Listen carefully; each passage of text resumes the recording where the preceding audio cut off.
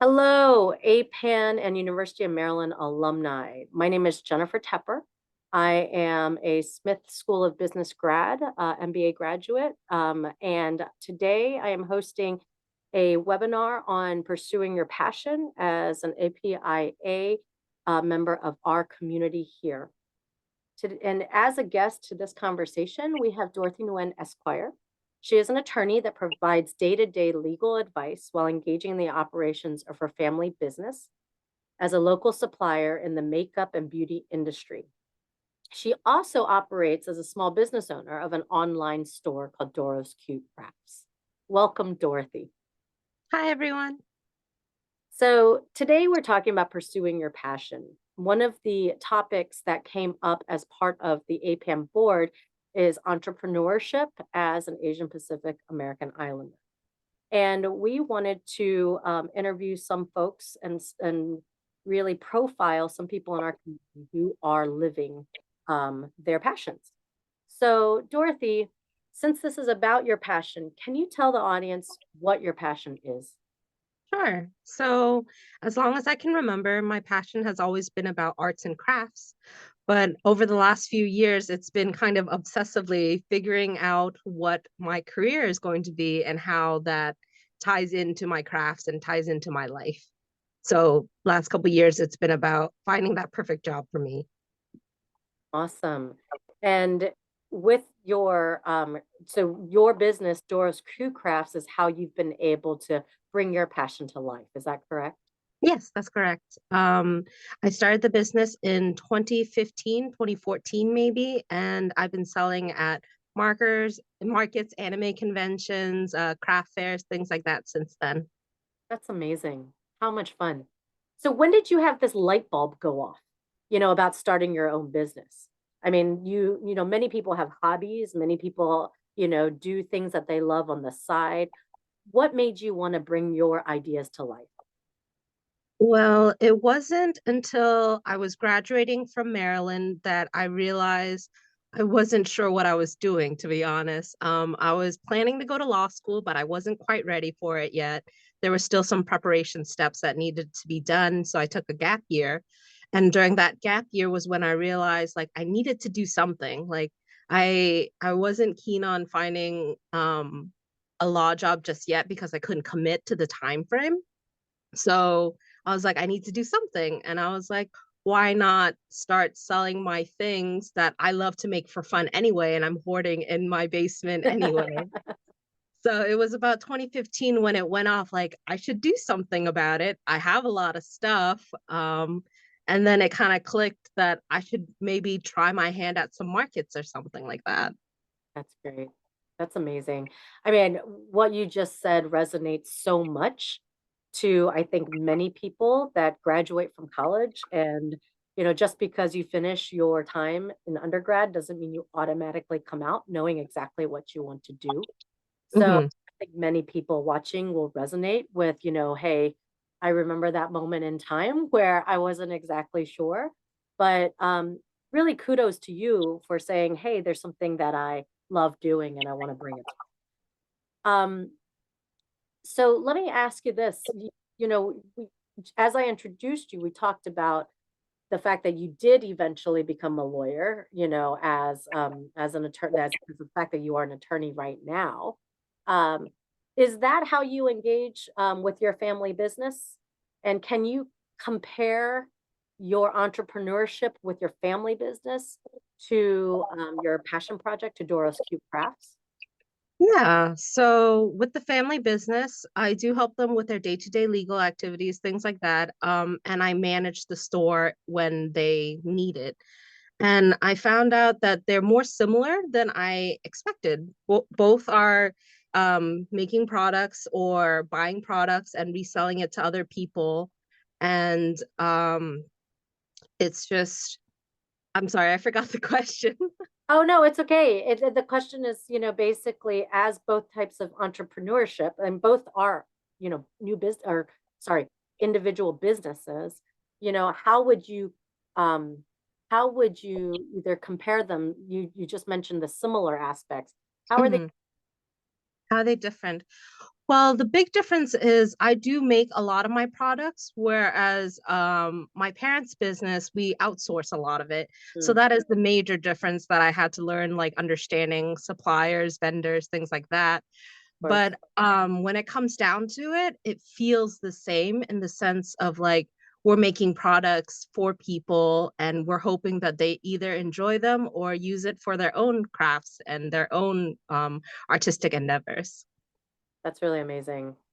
Um, so I think some folks listening might be thinking, hey, oftentimes if there's a family business, there may be an expectation that you would continue and operate the family business. And it sounds like you are, providing this legal advice to the family business. So my question is around what was the process like to get to seeing eye to eye with your family on your role in this family business? Is there an expectation that you will run it one day, for example? Yeah, so they definitely expect me and my fiance to run the business in a few years when they retire. Initially, we did not see eye to eye on it. I did not want anything to do with the family business to start with. I don't know a lot about makeup or nails or spa or anything. Um, and they didn't understand crafts. They were just like hobbies. Like that is something that we've never indulged in. Like it's always been work, work, work for them. So Mhm. it wasn't until I actually graduated law school that I could provide something to them when they needed help with contracts or they needed help with small claims cases or something like that. It wasn't until they saw that I could help them with that that we started seeing more eye to eye. Yeah, And it wasn't until I realized that their shop was their passion project that it really helped me see where they were coming from. Like, why were they so invested in this business? It seems so tough, like hard on the body, hard on the mind, even. yeah. So it took a few years, but over the last couple years, like specifically after COVID, it became more of like a family business because during COVID, we had a big move and everybody had to join in to help and everything. And it wasn't until I saw how passionate they were about making this business a success that we started seeing more eye to eye. Yeah. That's great. That's great. And so it was a process, it doesn't Mhm. happen immediately, but it was a process. And I think, you know, I think sometimes people don't realize that you don't come to um, how to run the business or how to take the next steps in moving a business forward until you're actually in that moment. It's not a theoretical exercise. It's like, and as you grow and evolve and work in the business, you can kind of see um, what the next steps naturally are, right? One question I do have for you, as this has actually come up as part of the APAN community when we were talking about doing this webinar series, um, is around Asian-owned businesses and whether or not we feel like we have the same access to mainstream resources, like small business owner resources and connections. So I'd love to hear from your perspective. I mean, as both, an owner of your own online shop and a supporter and future owner of your family business, do you feel like have you had the access to things like the Chamber of Commerce or other networking and civic opportunities like Rotary, et cetera? Do you think Asian businesses that you also know of have the same, ability to network into those resources? Yeah, so speaking for my parents' shop, I feel like we don't really have many connections.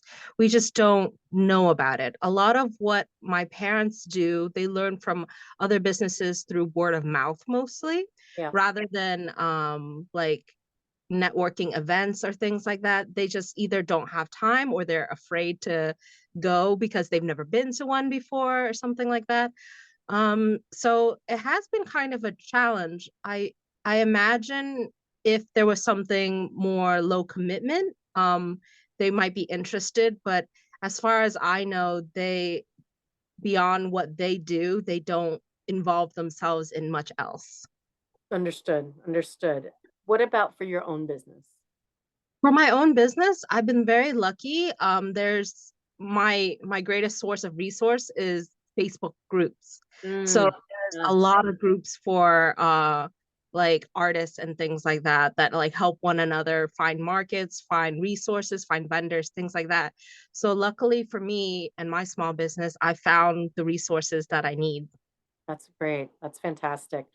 I wonder, one of these things in 2023, there's, with everything that has happened in our country around civil rights, I would say, around Black Lives Matters, the DEI component of, business in general is probably at one of the most kind of mainstream topics, like versus it used to be like cultural competency. It used to be like a nice to have, not a need to have. Our country's very much talking about this and integrating this into business as usual, almost as a need to have. So it's interesting to hear. And I think it would behoove anybody who's kind of listening to think about ways those resources can be more generative and be more word of mouth accessible.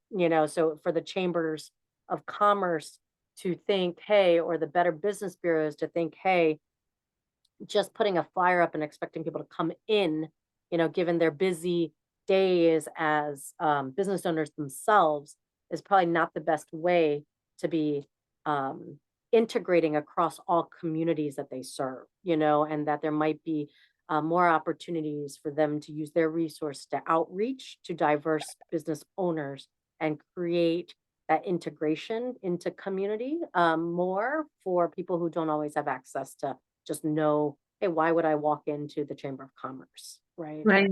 Another thing for them is they've been here for about 30 years now and their English is great. I personally think it's great. They've done so much for their business in spite of not knowing the language when they first came here. But I think a lot of resources are lost on them as well because of the language barrier. It's Sure. just like some terms are just so technical, some terms are just so specific that you really need someone who can speak to you in your own language to really get it across. And I think that's another source of fear for them. Sure. Absolutely. I mean, there's jargon in any industry. So, like, how can we? I mean, I used to do a lot of work around language access, and it's part of, um, the Civil Rights Act. And I think it behooves communities now to think about how do we provide these resources in a language accessible way, and for not only for people who have been here a long time, but again, the jargon is what gets them. Also, Mhm. for newcomers who are interested in pursuing their passion and building out their own businesses, who, would be a lot more successful and quicker to be productive in our economic system if they had access, right? If they were able to kind of hear and understand how small business can operate successfully in our communities. That's really helpful. I mean, and so it's almost like a huge congratulations to your family to not have these resources and have been in business as long as they have and been successful. What would you say were the keys to their success? Um, it's I think the biggest key to their success is my parents' solid relationship, business and like personal life, of course. They work together 24/7 and they're a great team. Um, our business was actually owned by someone else prior to my parents acquiring it, and it was also a family member. And he told me that he personally had a lot of struggle doing it by himself. So Mm, when my parents came, they were a two-person team. My dad handles some aspects of the business, my mother handles some aspects of the business, and together the two of them have been able to make it bloom. that's great. So yeah, I think that's their key to success, their strong relationship and their commitment to their roles within the business. Yeah, and that's a leadership lesson, true and true, right? I mean, people, you really need to find talent that you can work with, partners that you can, have strong, healthy, transparent relationships with. Many businesses fail because they don't have that, and many family businesses don't thrive because the family, um, you know, can't work together in that way, you know. Right. It's a real kudos to your family that they have been able to. Um, you almost make it sound easier than, people can imagine. I I can imagine there are people listening in that maybe have passions of their own, but it's daunting to imagine, you know, striking out and making it, full time, or eventually taking that path to making that, your full time gig. Mhm. Any words of advice, anything that you might, from your experience, think would be nice for folks to hear if they are on this journey? Yeah, so like we were saying earlier, it's been kind of a process to get to the point where I am with my parents now. And I think my word of advice is just start small. Like start somewhere. Mm. Like make steps for yourself, make a list, make a plan or something like that and take it one day at a time. It's definitely a process. You have no idea how long it takes, whether it be days, months, years, but if it's your passion, then planning it out should, like be a priority. I feel like planning things out really helps. Absolutely. Absolutely. And I can corroborate this. I didn't say this in the introduction, but I am also the founder and managing director of a consultancy called LiveMudita. And around the pandemic, I think myself, along with many others in this country, decided that they needed a career shift. And I really decided that it was important to pursue my passion, which is joy. Like, what gives me joy? It's like, and I wanted to surround myself with people, with work, with colleagues, with clients that, you know, are doing amazing things, and it became a joy to problem solve with them as a consultant to their endeavors. And I will agree with you wholeheartedly that it is one step at a time. You know, task one, what exactly do you like doing? Task two, who would creating that list of people who would really be your supporters, your that provide you motivation and make sure you're on task, and want to know how's it coming along, and spread the word. So I completely agree with you. Making that to-do list and just trying to knock it out one step at a time does, I can attest, does yield the fruits of your labor. It really does. So I really do agree with that. Um and I didn't think about this when we first started this interview, but it's so great to hear that the digital resources available in things like Facebook groups, things that maybe our parents or their parents before them did count on more brick and mortar community institutions, to find business, to find connections, to find resources, to build their business. But I do think if there's another thing I took from this conversation is that there's probably more support for your work, on platforms that you're on every day already if you just, you know, dug in a little bit, right? Am I hearing that right, Dorothy? Yeah, definitely. Awesome. So I think in conclusion, I've learned that it's a process, a marathon, not a sprint, as many people say, Yeah. one step at a time, to really make that list and like, bring your passion to life by, um, thinking through everything and just, kind of, what's it called? Taking a little bit of action every day, and making some progress that way. I also am hearing that, you you don't want to jump to conclusions like you know every business takes steps, like your family business, it was owned by somebody else, and that wasn't necessarily your parents' immediate vision, but Mhm.